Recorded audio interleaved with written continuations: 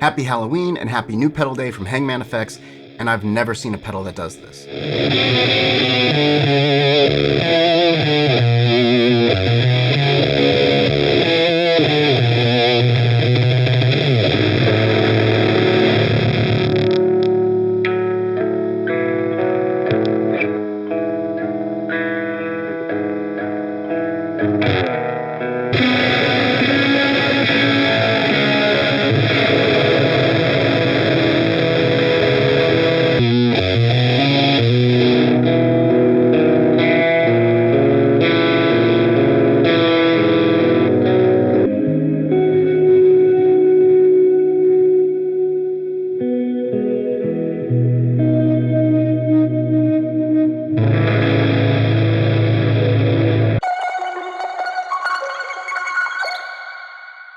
Welcome back to Boring Gear Reviews, and huge thank you to Hangman FX for sending me their brand new pedal, which drops today. You can get it right now, the DAGG'R. Hangman is new to the channel, and they have a bunch of rad effects, and today they have released something that I don't think I've ever seen before.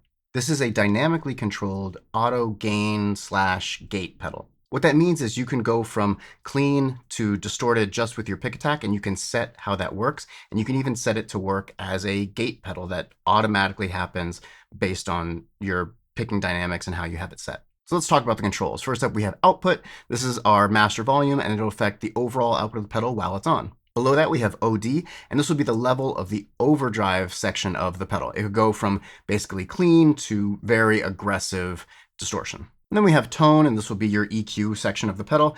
It has a very nice, slightly resonant curve. Below that, we have fuzz, and this will control the amount of gain in the fuzz side of the pedal. It's also reactive to the overdrive side, so wherever you have that will also change the characteristic of the fuzz. Down the center of the pedal, we have three-way toggles. First up is voice. We have three options here, from loudest to quietest. All the way to the left, it will bypass the tone. Middle will use the tone stack, and then all the way to the right, we'll add in a clipping diode that compresses a little more for a bit tighter and thrashier sound. Next up, we have mids, and here you can go from a slight mid boost, a scooped mid section, and then a very boosted mid section. Below that, we have mode, and this will decide what triggers the state of the DAGG'R.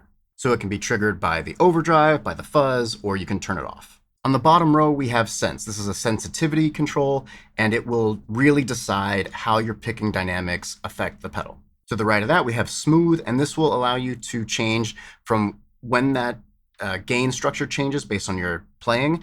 Is it very choppy and immediate, or is it a swell, slow, and release? It's a very useful part of this pedal. The max gain control will set the intensity or distortion level of when the DAGG'R is triggered. So if you want more or less gain based on your picking dynamics, that's where that's controlled. Next up is limit, and this will be a limit for the second gain stage. You can also turn it all the way up, and it'll start like ducking the gain as you dig in harder. This pedal also has a trigger jack, so you can trigger the DAGG'R via, microphone, CV, drum triggers. It has expression control, so you can use an expression pedal or ramper, things like that. And it also has an external jack, so if your pedal board is not accessible or you just want to add like another switch, maybe tape it to your guitar or your strap or have it somewhere else, you can do that too. We have a true bypass on the left, and then on the right, you can just engage the max gain wherever that's set of the pedal. So if you don't want it always controlled dynamically, you can just turn it on with your foot and have it that way. Everything you're hearing today will be played through my 1996 Gibson Les Paul Custom, and this has cream tone A3 Deluxe pickups. As always, then we're going into my Universal Audio Apollo X6 interface, and then using the Soft Tube JMP 2203 amp plugin.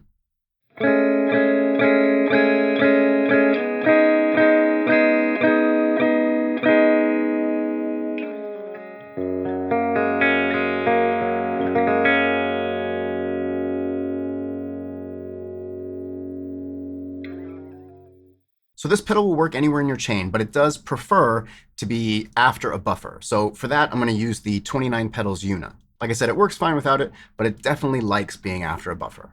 In this clip, we're going to go between two sounds. I'll have a pretty low gain setting and then a pretty aggressive, thrashy high gain setting. And here's what we're working with. I didn't realize this while I was recording, but in editing, I realized this first part of the clip, I'm playing something that's like similar to the Stranger Things theme song. That was not intentional. I don't know any songs. So we'll just call that a happy accident, and that's for Halloween. Regardless, you can hear how well and how quickly it responds to light pick attack and heavy pick attack. A quick note on that. I have it set where I'm not picking like as light as possible. I have like a kind of like a regular touch is where it's set at, and then I dig in harder to engage the second gain stage. This is important because it doesn't mean that every time you want a clean signal, you have to pick as light as possible, which especially in a live setting can be a challenge. So here it's very functional. The clean tone is glassy and a little clangy, and then when it goes into that heavy setting, it's really brash. It has like the perfect amount of gate and Velcro too. In the middle section, I'll engage that right foot switch, so it won't matter what my playing dynamics are, I'll just be on that max setting. And then I'll go back and you'll hear the play between light and high gain.